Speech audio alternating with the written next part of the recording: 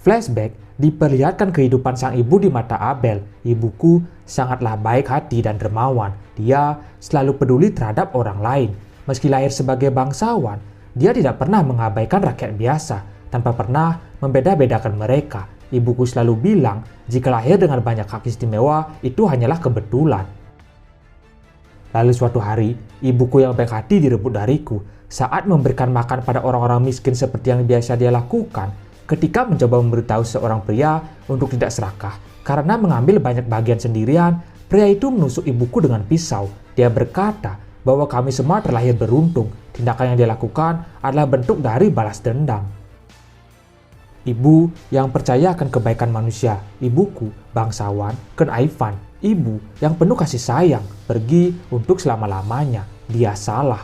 Orang-orang itu tidak membutuhkan belas kasihan kita. Orang-orang tidak berguna. Ada karena sebuah alasan. Kita tak bisa hidup dengan mereka secara berdampingan. Aku mencari talenta terbaik untuk bergabung dalam rencanaku. Begitu juga dengan Razor dan yang lainnya. Mereka tidak puas dengan dunia ini. Aku memasukkan kekuatan yang seharusnya tidak kumiliki. Itu semua demi tujuanku. Kau bisa mengubah pikiranku. Orang lemah dan miskin itu tidak lain hanyalah sumber daya. Mereka layak untuk dijarah, kata Abel. Mas mengerti dengan kondisi yang Abel rasakan. Tapi menurutnya, bagaimanapun tingkatan seseorang di dunia, pasti akan selalu ada orang jahat di dalamnya. Abel percaya mayoritas orang jahat ada di tingkat bawah. Karena itu, mereka layak dimusnahkan. Merasa dirinya dan kakek Vanden juga di kalangan bawah, pandangan Abel akan jadi masalah untuk Mas. Mas tak mau lagi memikirkan yang lain saat ini. Dia meminta Abel memberitahu di mana teman-temannya berada karena dia sudah berhasil menang. Sebagai seorang yang memegang teguh kata-katanya, Abel berniat melepaskan semua murid yang akan menjadi boneka, bukan hanya teman-teman Mas saja. Mendengar lawannya mengatakan hal itu, Mas jadi tahu semua tindakan Abel selama ini semata-mata hanya untuk ibunya. Abel tak seburuk yang dia kira. Mas merasa lega akan hal itu. Abel merasa tersentuh dengan ucapan Mas. Dia lalu mengeluarkan sihir untuk mengubah kembali semua siswa asrama Adler yang tergantung di dinding ruangan. Melihat Finn dan Irvin sudah bebas, Mas merayakannya seperti anak kecil. Mereka bertiga seolah-olah tak paham keadaan berbahaya macam apa yang sebelumnya datang. Melihat tingkah ketiga siswa Adler itu, Abel curhat pada ibunya di surga kalau Mas, Irvin, dan Finn adalah orang yang bodoh. Setelah selesai melakukan selebrasi, Mas juga mendapatkan koin emas yang banyak dari Abel. Dia memainkan semua koin seperti pemain sirkus handal. Finn menunjukkan meneriakkan kata pahlawan, sementara Irvin menunjuk Mas meneriakkan kata suami. Setelah semuanya itu, mereka berdua memeluk kaki Mas secara bersamaan. Mereka berdua menangis saat menjadi boneka. Irvin dan Finn merasa sudah akan mati. Setelah semuanya beres, Irvin mendekati Mas. Selain berterima kasih, dia juga meminta maaf karena dirinya lah Mas harus menghadapi bahaya. Padahal sebelumnya, Irvin lah orang yang melarang Mas mengambil risiko tinggi. Dia merasa beruntung mengenal Mas. Irvin sungguh-sungguh berterima kasih hingga bola matanya seperti membesar. Lalu seorang datang sambil tersyok-syok di lantai. Dia adalah Dot. Dot juga kembali menjadi manusia, tapi dalam keadaan sekarat. Dia terluka cukup banyak menghadapi dua siswa asrama Lang sebelumnya. Setelah berkumpul lagi, luka-luka Dot terasa menghilang. Dia malah ikut-ikutan berselebrasi dengan yang lain. Abel yang melihat ada tambahan orang bodoh tambah heran. Kelompok Mas tak hanya bodoh saja, tapi sangat bodoh. Finn merasa ada yang kurang. Lance tak ada di ruangan Abel. Kemudian, lokasi berubah di sebuah lorong. Terlihat Lance berjalan sendirian di sana.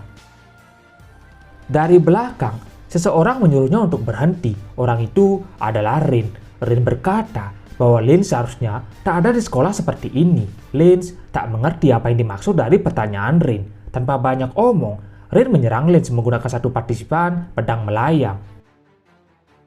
Lance berhasil memblok serangan itu. Rin bingung bagaimana lawannya itu bisa menangkis sihir partisan miliknya. Arcanobos menjawab itu adalah sebuah sihir counter. Lance bertanya bagaimana cara Rin menemukan dirinya. Tentu saja Rin tak menjawab. Dia hanya akan membuktikan apakah orang di depannya bersalah atau tidak.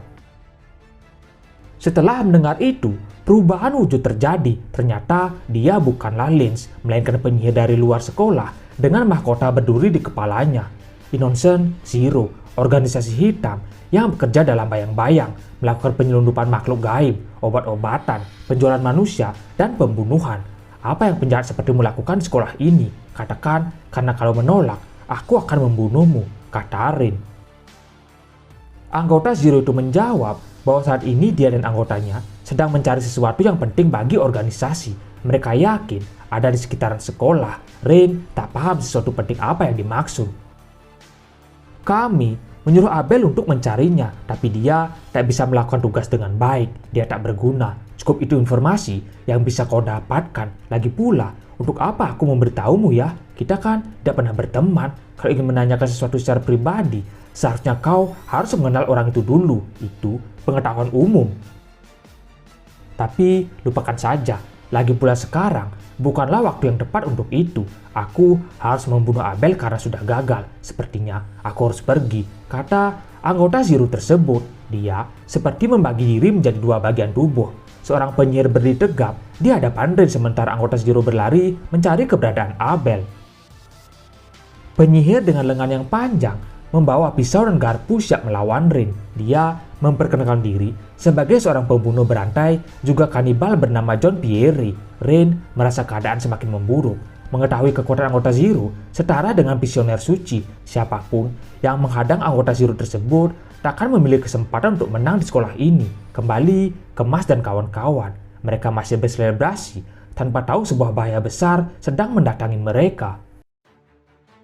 Di dekat pintu ruangan, terlihat Razor masih tertatih-tatih kembali ke ruangan Abel. Dia masih ingin melindungi Abel. Perasaannya mulai tak enak. Razor ingin tahu apakah kepala jamur berhasil mengalahkan tuannya atau tidak.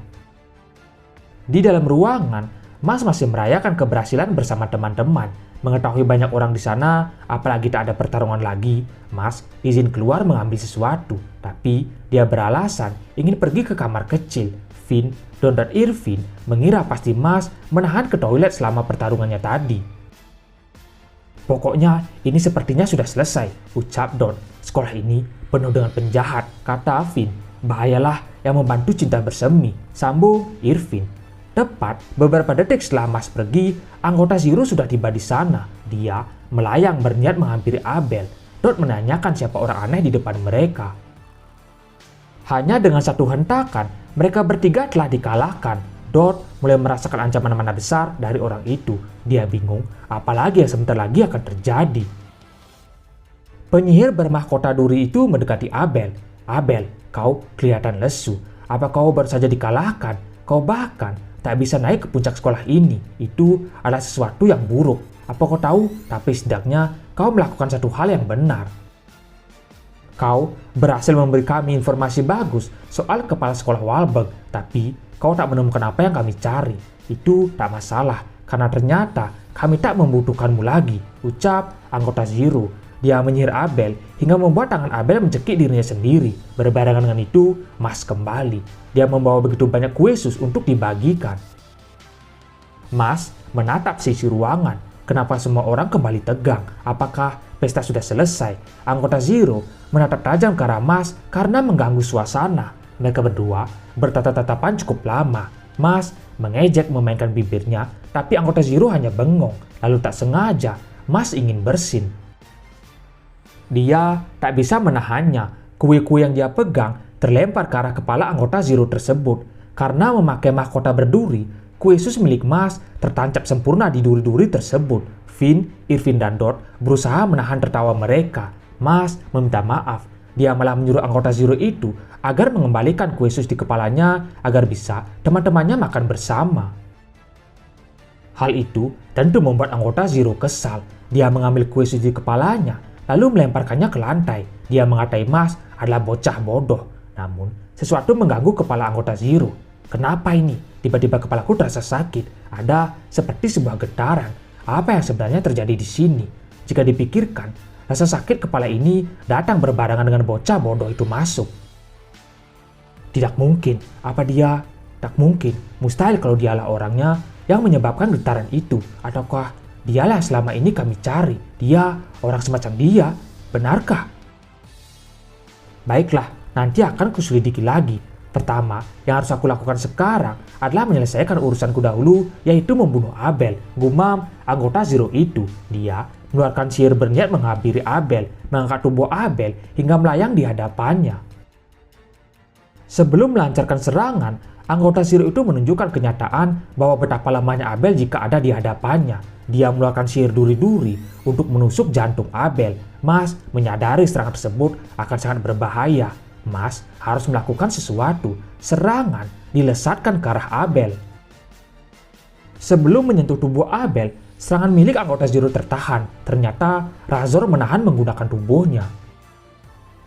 Mas bergerak cepat melihat kondisi si topeng. Melihat Mas datang, Razor meminta maaf karena sepertinya dia tak akan bisa memenuhi permintaan makan kue sus bersama. Razor terluka parah. Dia mengeluarkan banyak darah. Anggota Zero menyadari serangannya gagal mengenai titik organ vital. Dia sedikit meleset karena sebelum melakukan serangan, Mas melemparkan dengan batu kecil hingga mengubah titik serangan milik anggota Zero tersebut.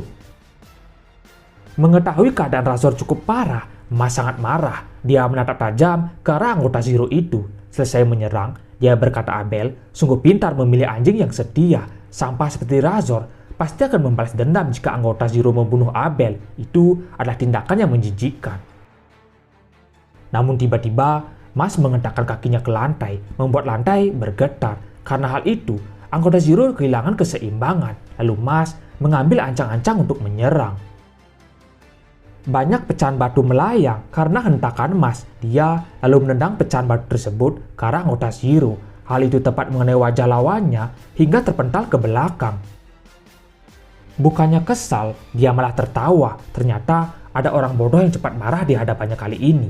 Jadi, kau berniat melawanku, tapi tak masalah. Mungkin aku juga akan membunuhmu, ucap anggota Zero.